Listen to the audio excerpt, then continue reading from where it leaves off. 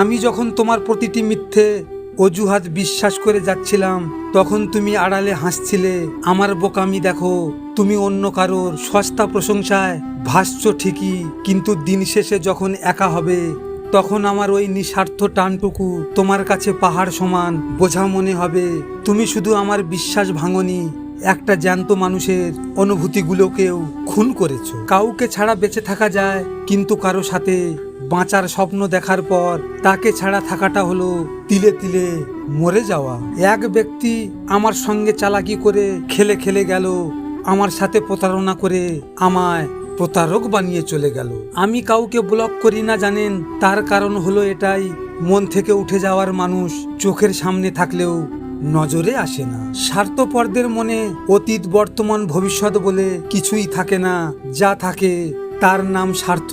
স্বার্থপরদের জীবনী ঘটালে দেখবেন যে তারা সকল সম্পর্ক থেকে শুধু নিজের স্বার্থই খুঁজে গিয়েছে, তারা স্বার্থ খুঁজে যাচ্ছে আর যাবে। স্বার্থপর মানুষগুলো ভয়ঙ্কর রকমের নীরব ঘাতক। মনে রাখবেন, বিশ্বাস সবসময় বুঝে শুনে করবেন, কারণ আমরা যাদের উপর সবচেয়ে বেশি বিশ্বাস করি তারাই শেষে আমাদের সাথে বিশ্বাসঘাতক করে। যে তোমার অনুপস্থিতি অন্য কারোর উপস্থিতি দিয়ে পূর্ণ করতে চায়, সে কখনো তোমায় সত্যিকারের ভালোবাসেনি। ভালোবাসা মানে অপেক্ষা, মানুষটা তোমার কাছে না থাকলেও তাকে হৃদয়ে ধরে রাখা। বিশ্বাসের গাছ লাগানোর আগে জমিটা ভালো করে দেখে নিতে হয়। মনে রাখবেন, প্রতিটি মাটি ব্যবহারের যোগ্য হয় না।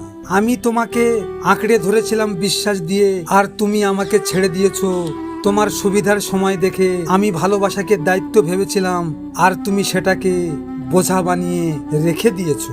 ভিডিওটি ভালো লাগলে পাশে থাকবেন, আর হ্যাঁ, নিজের খেয়াল অবশ্যই রাখবেন, কারণ এটা স্বার্থের দুনিয়া। এখানে নিজের খেয়াল নিজেকে রাখতে হয়, অন্য কেউ রাখবে না। দেখা হচ্ছে পরের ভিডিওতে। ভালো থাকবেন, সুস্থ থাকবেন।